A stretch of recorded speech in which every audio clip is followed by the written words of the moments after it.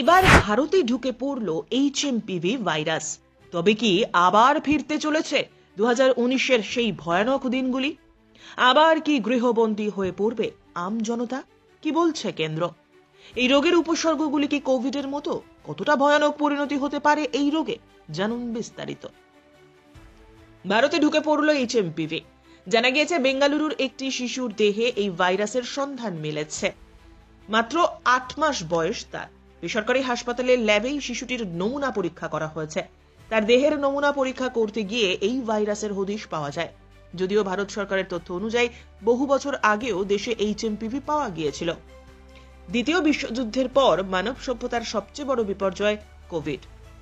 দুই ক্ষেত্রে 7 কোটিরও বেশি মানুষের মৃত্যু হয়েছিল গোটা পৃথিবী জুড়ে। খারাপ স্বপ্নের চেয়েও ভয়ঙ্কর সেই করোনা কাল যেন আর না ফেরে, এমনটাই চান সকলে। যদিও ফের একবার আতঙ্ক বাড়াচ্ছে চীন। সম্প্রতি সমাজ মাধ্যমে ছড়িয়েছে কিছু ভিডিও। সেখানে দেখা গিয়েছে চীনের বিভিন্ন হাসপাতালে রোগীদের মাত্রা ছাড়া ভিড়। মুখে মাস্ক পরে চিন্তিত মুখে সঙ্গী রোগীর পরিবারের সদস্যরা। জানা গিয়েছে এই রোগীদের অধিকাংশই HMPV বা হিউম্যান মেটানিউমো ভাইরাসে আক্রান্ত। তাহলে কি ফিরতে চলেছে সেই আতঙ্কের দিন? কি লোকাচ্ছে চীন?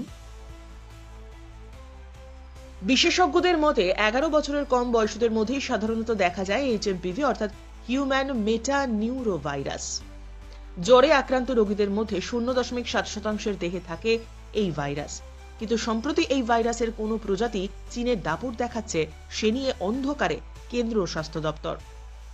রবিবারই HMPV-র দাপটের কথা উল্লেখ করে কেরল সরকারের তরফে জনতার উদ্দেশ্যে পরামর্শ দেওয়া হয়, আতঙ্ক ছড়াবেন না, তবে বাড়ির বাইরে যেতে মাস্ক ব্যবহার করুন।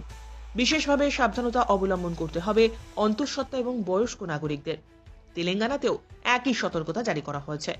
যদিও শনিবার স্বাস্থ্য মন্ত্রক বিজ্ঞপ্তিতে নিশ্চিত করেছে যে আতঙ্কিত হবার কিছু নেই, তবে স্বাস্থ্যবিধি মেনে চলা বাঞ্ছনীয়। এই নির্দেশিকা জারি হওয়ার পরেই কেরলের প্রতিবেশী রাজ্য কর্ণাটকে মিলল ভয়ে ধরানো চীনা এই ভাইরাস। যদিও সে রাজ্যের তরফে জানানো হয়েছে নাগরিকদের শ্বাসকষ্টজনিত সমস্যা লাফিয়ে বাড়েনি সাম্প্রতিককালে। ভাইরাল সংক্রমণের কথা স্বীকার করেছে বেজিংও।